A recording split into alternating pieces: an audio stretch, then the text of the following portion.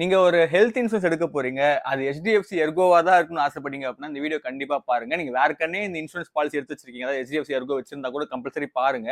ஏன்னா நான் வந்து இதே பேக்கேஜ் தான் எடுத்திருக்கேன். இது ஒரு நல்ல பாலிசி தான். பட் ஸ்டில் இப்போ நீங்க நான் சொல்ற விஷயம் ரொம்ப ஷாக்கிங்கா இருக்கும். ஏன்னா ரொம்ப சேட் எக்ஸ்பீரியன்ஸா நான் இந்த பாலிசிய வந்து பை பண்ணியிருக்கேன்.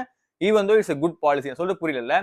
நான் கிட்டத்தட்ட வந்து ரூ. 3000 4000 ஏமாந்துருப்பேன். இது விஷயம் எனக்கு தெரியலன்னா. ஸோ தயவு செஞ்சு இந்த வீடியோ கம்பல்சரி பாருங்க. நீங்க ஒரு ஹெல்த் இன்சூரன்ஸ் எடுக்க போறதா இருந்தாலும் சரி, இல்ல நீங்க HDFC கன்சிடர் பண்ண போறதா இருந்தாலும் சரி, இந்த வீடியோ உங்களுக்கு பயங்கர யூஸ்ஃபுல்லா இருக்கும். ஸோ இந்த வீடியோ ஆரம்பிக்கிறதுக்கு முன்னாடி 2 டிஸ்க்ளைமர் தான். நம்பர் 1, நான் வந்து எந்த விதமான இன்சூரன்ஸுக்கும் ஏற்றன் சப்போர்ட்டர் கிடையாது. என் லைஃப்ல நடந்த என்னோட தனிப்பட்ட விருப்பம் சொல்லப் போறேன். அதே மாரி நான் இன்னொரு கம்பெனி பேரும் சொல்லுவேன். ஸோ அதுக்கு நான் சப்போர்ட்டரும் கிடையாது. நான் எப்படி டேக்கிள் பண்ணன்றதுக்காக தான் நான் சொல்றேன் சரிங்களா? இது no sponsored, no hatred, just லைஃப்ல நடந்த சம்பவத்த சொல்லப் போறேன். ஸோ இந்த வீடியோ ஆரம்பிக்கிறதுக்கு முன்னாடி இந்த டிஸ்க்ளைமர் சொல்றது நல்லபடியா இருக்கும்னு நினைக்கிறேன். ஸோ வாங்க இதே மைண்ட் செட்டோட, இதே மோட்டிவோட வாங்க இந்த வீடியோக்குள்ள போகலாம். ஸோ இந்த ஸ்டோரி எப்படி ஆரம்பிக்குது அப்படின்னா, 2 இயர்ஸ் பிஃபோர் வந்துட்டு நான் ஸ்டார் ஹெல்த் இன்சூரன்ஸ் வந்து எங்க அம்மாக்கு போட்டிருந்தேன். எங்க அம்மாக்கு பார்த்தீங்கன்னா ஒரு 50 பிளஸ் இருக்கும். சரிங்களா? ஸோ 50 பிளஸ் இருக்கிறதுனால ஆப்வியஸ்லி அன்எக்ஸ்பெக்டட் டிசீசஸ்லாம் வரதுக்கு வாய்ப்பு இருக்குன்னு சொல்லிட்டு சரி ப்ரிகாஷனா இருக்குன்னு சொல்லிட்டு போட்டேன். பட் எனக்கு வந்து ரொம்ப கவர் ரொம்ப கம்மியா கிடைச்சது. நான் 25,000க்கு வந்துட்டு நான் பே பண்ணுவேன் வருஷம். ஏன்னா எனக்கு 5 லட்சம் ரூபாய் தான் கவர் கொடுத்தாங்க. ஸோ கவர்னா என்னன்னு தெரியாதுன்னு சொல்லிக்கிறேன். நீங்க ஹாஸ்பிட்டல் அட்மிட் பண்ணிட்டீங்க அப்படின்னா எந்த அளவுக்கு அமௌண்ட் வந்துட்டு இன்சூரன்ஸ் உங்களுக்கு போடுவாங்கன்றது தான் அந்த காசு, அதான் கவர்னுவாங்க. ஸோ 5 லட்சம் ரூபாய் எங்க அம்மாவோட ஹாஸ்பிட்டல் அட்மிஷன் தருவன்ற மாதிரி போட்டிருந்தாங்க. பட் மத்தவங்களோட கம்பேர் பண்ணி பார்க்கும்போது ரொம்ப கம்மியா இருந்துச்சு. அதே மாதிரி 30% கோப்பேன்னு வச்சிருந்தாங்க. 30% கோப்பே அப்படின்னா நீங்க ஹாஸ்பிட்டல் அட்மிட் ஆனதுக்கு அப்புறம் 1 லட்சம் ரூபாய் பில் வருதுன்னா 30% வந்து நம்ம கட்டணும். அதுவே எங்கேயோ வந்துருது. ஒரு 30,000 கிட்ட என் கை காசுல இருந்தே போடுற மாதிரி தான் இருக்கு. ஸோ இந்த மாதிரிலாம் வேணாம்னு சொல்லிட்டு கேஷ்லெஸ் அப்படின்னு சொல்லப்படுற ஒரு கான்செப்ட் குள்ள போலாம் அப்படின்னா, இப்போ ஃபார் எக்ஸாம்பிள் ஒரு ஹாஸ்பிட்டல் இருக்கும். அந்த ஹாஸ்பிட்டல் வந்து ஒரு பர்டிகுலர் ஹெல்த் இன்சூரன்ஸோட டைப் ஆயிருக்கும். நம்ம டேரக்டா போய் அட்மிட் ஆனா போதும். மத்த செலவு எல்லாமே அவங்களே பார்த்துப்பாங்க. முடியும்போது நம்ம கொஞ்சம் அமௌண்ட் பே பண்ற மாதிரி இருக்கும். 30% இருக்காது. ஒரு 10 to 15% பே பண்ற மாதிரி இருக்கும். அதே மாதிரி கவரும் நல்லா தந்தாங்க. என்னோட ஃப்ரெண்ட்ஸோட அம்மா அப்பாக்கெல்லாம் பார்த்தீங்கன்னா 1 கோடி 2 கோடி கவர் இருந்துச்சு. ஸோ எனக்கு ரொம்ப லோவா ஃபீல் பண்ணதுனால போர்ட்டிங்க்கு உள்ள வந்தேன். ஸோ போர்ட்டிங்னா என்னன்னு சொல்லிடுறேன். இப்போ நீங்க ஒரு ஹெல்த் இன்சூரன்ஸ்ல இருக்கீங்க. அந்த இன்சூரன்ஸ்ல இருந்து அந்த ஸ்கீமை விட்டுட்டு இன்னொரு ஹெல்த் இன்சூரன்ஸ் எடுக்கிறதா போர்ட்டபிள் அப்படின்னு சொல்லுவாங்க.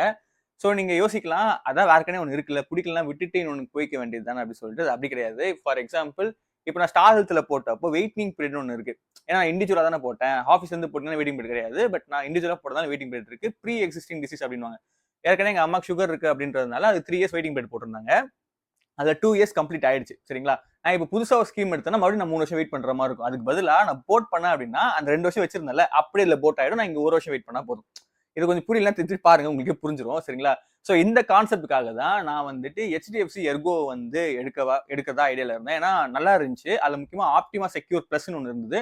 அது ரொம்பவே நல்ல ஒரு ஸ்கீமாவே இருந்தது. ஏன்னா நம்மளுக்கு ஹாஸ்பிட்டல் கிளவுஸ், மாஸ்க்ல இருந்து கவர் ஆகுது. நல்ல ஒரு கேஷ்லெஸ் ஆனது இருக்கு. அது மட்டும் இல்லாம என்னோட லோக்காலிட்டியில மேக்ஸிமம் 16,000 ஹாஸ்பிட்டல்ஸ் வந்து கவர் பண்ணி வச்சிருந்தாங்க. அது எனக்கு ரொம்பவே ஆச்சரியமா இருந்து சரி ஓகே இது எடுத்தா எங்க அம்மாக்கு நல்லா இருக்கும் மாதிரி இருந்துச்சு. அது மட்டும் இல்லாம கவர் நல்லா இருந்துச்சு. 10 lakhs கவர் இருந்துச்சு. நம்ம யூஸ் பண்ணல அப்படின்னா வருஷம் வருஷம் 10 lakh வந்து ஆட் ஆகும். ஃபார் எக்ஸாம்பிள் 5 வருஷம் யூஸ் பண்ணலன்னா 50 lakhs அதுல வந்து ஆட் ஆகும். ஸோ இந்த பர்டிகுலர்லா இந்த எர்கோ ஆப்டிமா பிளஸ் எடுக்கிறது தான் வந்து ஐடியா. ஸோ ஆப்வியஸ்லி ஒரு காமன் மேனா என்ன ஐடியா இருக்கும்? நாம HDFC பேங்க் வந்து அப்ரோச் பண்ணுவோம். அவங்க கிட்ட கேட்போம். அவங்க தருவாங்க அப்படின்னு தானே பண்ணோம். நான் வந்துட்டு அப்படி நினைச்சிட்டு தான் ஒரு பேங்க்ல போனேன். அந்த பேங்க்ல போன ரிசப்ஷன்ல ஒரு பொண்ணு உட்காந்துருந்துச்சு. அந்த பொண்ணை கேட்டேன், இந்த மாதிரி நான் HDFCல வந்துட்டு நான் இன்சூரன்ஸ் எடுக்க போறேன். ஸோ எனக்கு பண்ணி தருவீங்கன்னு கேட்டதுக்கு உட்காருங்க. நாங்க உட்கார்ந்ததுக்கு அப்புறம் அவங்க இன்சூரன்ஸ் ஏஜென்ட் கிட்ட பேசினாங்க. பேசிட்டு இந்த மாதிரி நீங்க HDFCல நீங்க இன்சூரன்ஸ் ஓப்பன் பண்ணணும் அப்படின்னா நீங்க HDFC சேவிங்ஸ் அக்கௌண்ட் ஓப்பன் பண்ணிட்டு தான் நீங்க பண்ணணும் அப்படின்ட்டாங்க. நான் வந்து செல்ஃப் எம்ப்ளாய்டு. ஆக்சுவலி நான் பிசினஸ் பண்றேன். ஸோ அதனால என்னோட மினிமம் பேலன்ஸ் வந்து ரொம்ப ஹையரா இருக்கும். எனக்கு வந்து 25,000 வந்து கேட்டாங்க. நான் சொன்னேன் இந்த மாதிரி எனக்கு வந்து ஃபர்ஸ்ட் தெரியாது இதெல்லாம். சரிங்களா? நான் சொன்னேன் இது வந்து கம்பல்சரியா? ஏன்னா இன்சூரன்ஸுக்கும் சேவிங் அக்கௌண்ட்டுக்கும் சம்மந்தம் இல்லையே. இப்படின்றது எனக்கு ரொம்ப கிளாஷிங்காவே இருந்துச்சு. நான் என்ன பண்ணிட்டேன், சரி பார்த்து சொல்லுன்னு சொல்லிட்டு வீட்டுக்கு வந்துட்டேன். சரிங்களா? வீட்டுக்கு வந்துட்டு ChatGPTல போட்டு பார்த்தா தெரிஞ்சுது. இந்த மாதிரி ஹெல்த் இன்சூரன்ஸ் வாங்குறதுக்கும் நம்ம சேவிங்ஸ் அக்கௌண்ட்டுக்கும் சம்மந்தமே கிடையாது. ஈவன் தோ HDFC பேங்க் தனியா, HDFC ஜெனரல் இன்சூரன்ஸ்ன்றது தனியா. இப்போ ஃபார் எக்ஸாம்பிள் இப்போ ஸ்டார் ஹெல்த் வாங்குறோம் இல்லையா? ஸ்டார் ஹெல்த்ன்றது ஒரு இன்சூரன்ஸ் கம்பெனி. அந்த மாதிரி HDFCயோட ஒரு பார்ட்னர் வச்சுக்கோங்களேன். அது தனி இன்சூரன்ஸ் கம்பெனி. யாரு வேணா எந்த பேங்க் அக்கௌண்ட் ஹோல்டர் வேணா அதை வாங்கிக்கலாம். அவங்க கிட்ட தான் வச்சிருக்கணும்ன்றது எந்த அவசியமே கிடையாது.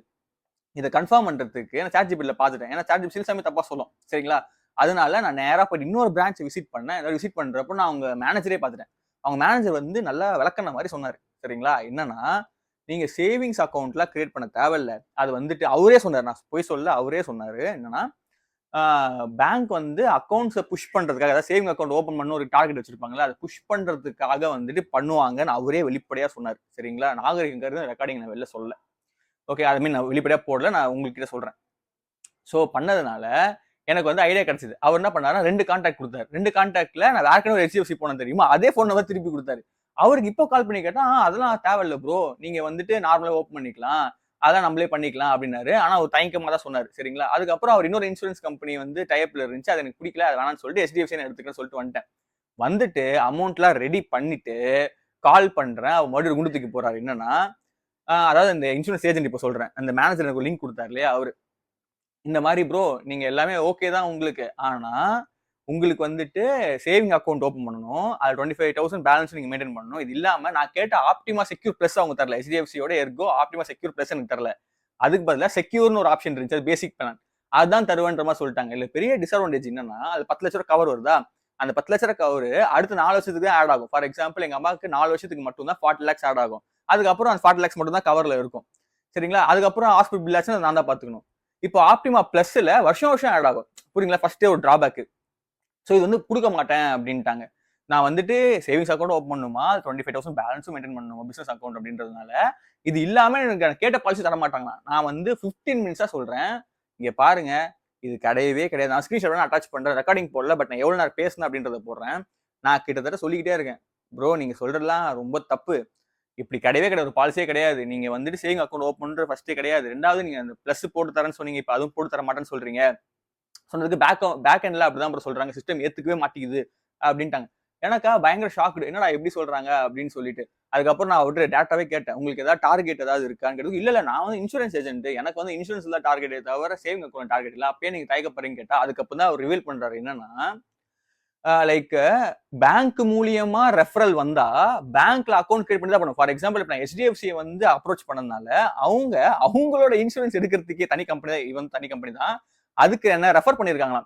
ஸோ ரெஃபர் பண்ணதுனால நான் வந்துட்டு ஒரு கொலாட்ரலா இல்ல ஒரு இன்சூர்டு வச்சுக்கோங்களேன், அந்த மாதிரி ஒரு டைப்ல நான் வந்துட்டு இவங்க அக்கௌண்ட் கிரியேட் பண்ணி தரணும், அப்படி கொடுத்தாதான் இந்த ரெஃபரல் வச்சு அவங்க ஓப்பன் பண்ணுவாங்களாம். ஓகேங்களா, இப்படி ஒரு கான்செப்ட்ல இருக்காங்களாம். இது உண்மையா பையன் கூட எனக்கு தெரியாது, பட் அவங்க அப்படிதான் ப்ரோட்டோகால்னு சொல்றாங்க.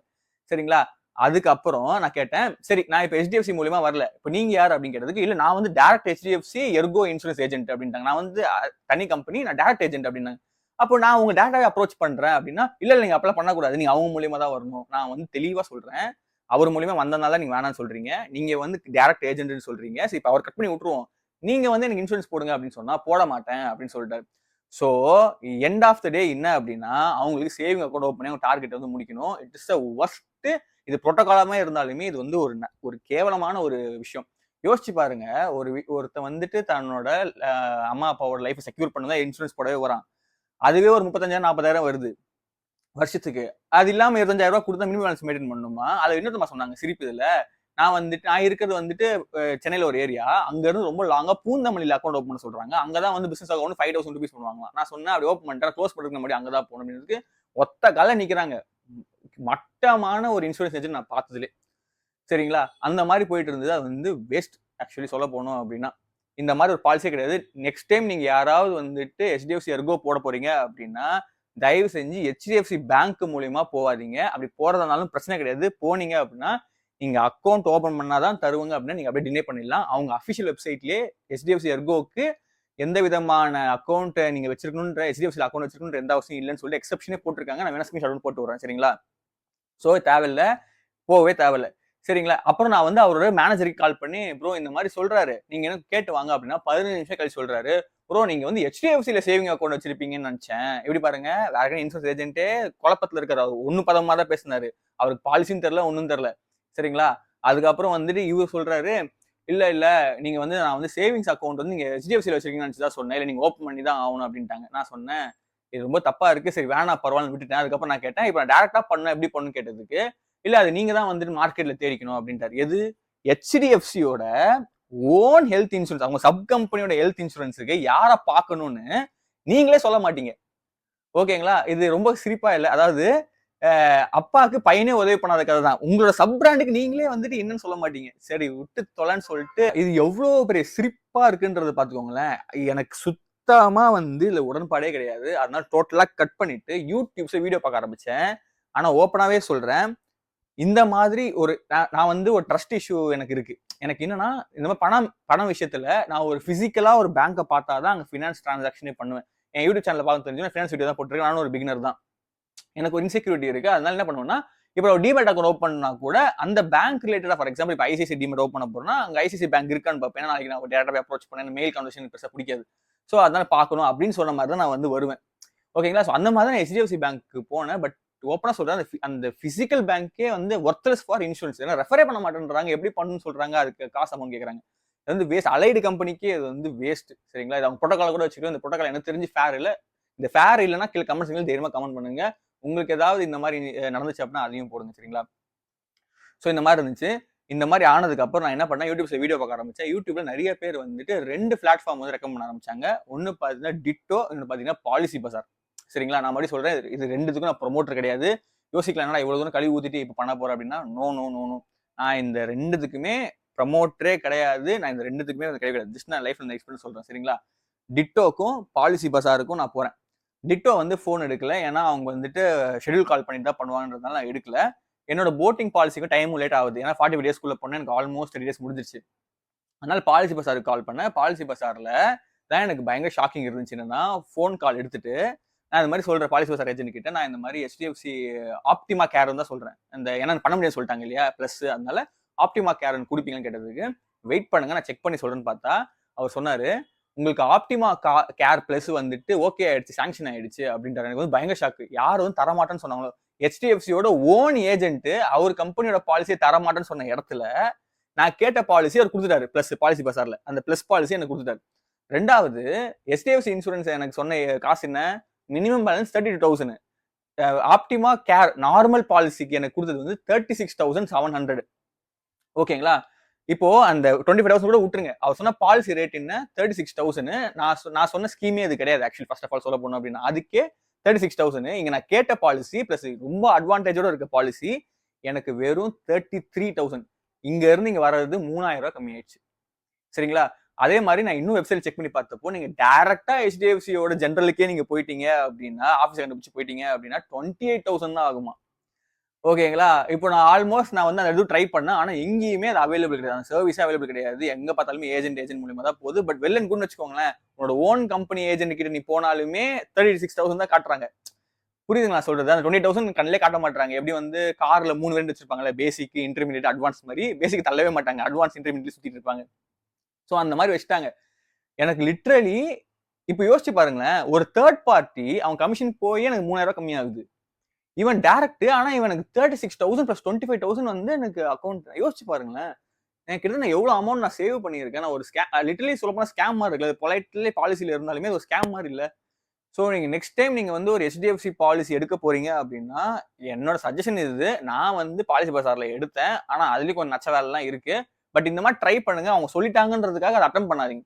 இப்போ பாலிசி பசார்லயே ஒன்று சொன்னாலும் அதை அட்டன் பண்ணாதீங்க. உங்களுக்கு நல்லா விசாரிச்சு பார்த்துட்டு உங்களுக்கு என்ன தோணுதோ அது பண்ணுங்க. அதே மாதிரி எந்த இன்சூரன்ஸ் வேணா நீங்க எடுத்துக்கலாம்.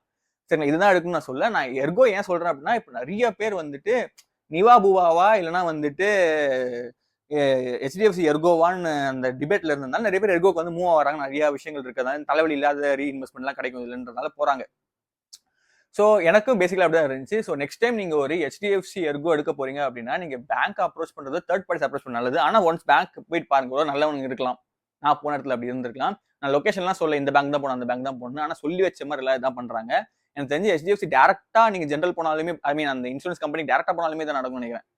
ஏன்னா இன்னொன்னு நான் என்ன கேட்டேன் அப்படின்னா, HDFC பேங்க்ல சரி உங்களோட அலைடு கம்பெனி தானே அது வேற எங்கேயாவது இருக்கா, பிரான்ச் எங்கேயாவது இருக்குன்னு கேட்டா அதுவும் சொல்ல மாட்டாங்க. ஏன்னா அங்க இல்ல. ஆக்சுவலி நீங்க கூகுள் மேப் போட்டு பார்த்தாலுமே வெறும் ரோடு மட்டும் தான் தெரியுது, தவிர பில்டிங்கே காணும். அது கீழே ரிவ்யூவும் காணும். சரிங்களா? சோ அதனால தயவு செஞ்சு ஹெல்த் இன்சூரன்ஸ் ரொம்ப ரொம்ப நல்ல விஷயம். அது நான் எடுத்த பாலிசி ரொம்ப ஆப்டிமா கேர் பிளஸ் ரொம்ப நல்ல பாலிசி தான். ஆனா HDFC ப்ரொவைட் பண்ற பாலிசியே HDFC தடுக்கிற மாதிரி இருக்கு. ஓகேங்களா? சோ நான் ஹேட்டர்லாம் கிடையாது. எனக்கு ரொம்ப பிடிச்ச இந்த பாலிசி, எனக்கு பெனிஃபிஷியலா தான் இருக்கு. பட் ஸ்டில் இவ்வளவு விஷயங்கள் நான் வந்து தவிர்த்திருக்கலாம். பேங்க் சேல் தவிர்த்ததும் நல்லா இருந்திருக்கும். எனக்கு இது ரொம்ப சேடா ஒரு ஃபீல் ஆச்சு. நான் சொன்னேன், நாளைக்கு நீங்க பண்றதா இருந்தீங்க அப்படின்னா தெரிஞ்சுக்கோங்க, புரிஞ்சுக்கோங்க. சேவிங் அக்கௌண்ட்டுக்கும் ஹெல்த் சம்மந்தம் கிடையாது. நீங்க ICICI எந்த பேங்க் போனாலுமே சரி, ICICI, SBI, HDFC, IDFC, axis bank எங்க போனாலுமே அவங்களோட பேங்கிங் சர்வீஸ் தனி, அவங்களோட இன்சூரன்ஸ் கம்பெனி தனி. தனித்தனியாக தான் டீல் பண்ணுவாங்க. இங்கே அக்கௌண்ட் ஓப்பன் பண்ணுற எந்த அவசியமும் கிடையாது. நீங்கள் எந்த அக்கௌண்ட் ஹோல்டராக இருந்தாலுமே அதை ஓப்பன் பண்ணிக்கலாம். கிரெடிட் கார்டு, டெபிட் கார்டு, நீங்க எஸ்பிஐல இன்சூரன்ஸ் எடுக்க போறீங்க, ஆனா உங்க ஐசிஐசி இருக்குன்னா அதுவும் எடுத்துக்கலாம். நீங்க ஐசிஐசி சேவிங் அக்கௌண்ட் வச்சிருக்கீங்க, உங்க HDFC எர்கோ வேணும் அதுவும் எடுத்துக்கலாம். என்ன வேணா பண்ணிக்கலாம். சரிங்களா? ஸோ இந்த மாதிரி ஸ்கேம்ல ஏமாறாதீங்க. சொல்லணும் போல தோணுச்சு. உங்க ஃப்ரெண்ட்ஸ் யாராவது வந்து இன்சூரன்ஸ் எடுக்க போறாங்க, இல்ல HDFC எர்கோ வேக்கன் எடுத்தாங்க, ஷேர் பண்ணி விடுங்க. அவங்களும் கொஞ்சம் யூஸ்ஃபுல்லா இருக்கும். சரிங்களா? ஸோ வீடியோ டிஸ்கிளைமர்னா நான் யாருக்கும் ஹேட்டர் ப்ரமோட்டர் கிடையாது. சரிங்களா? Next video. Bye bye.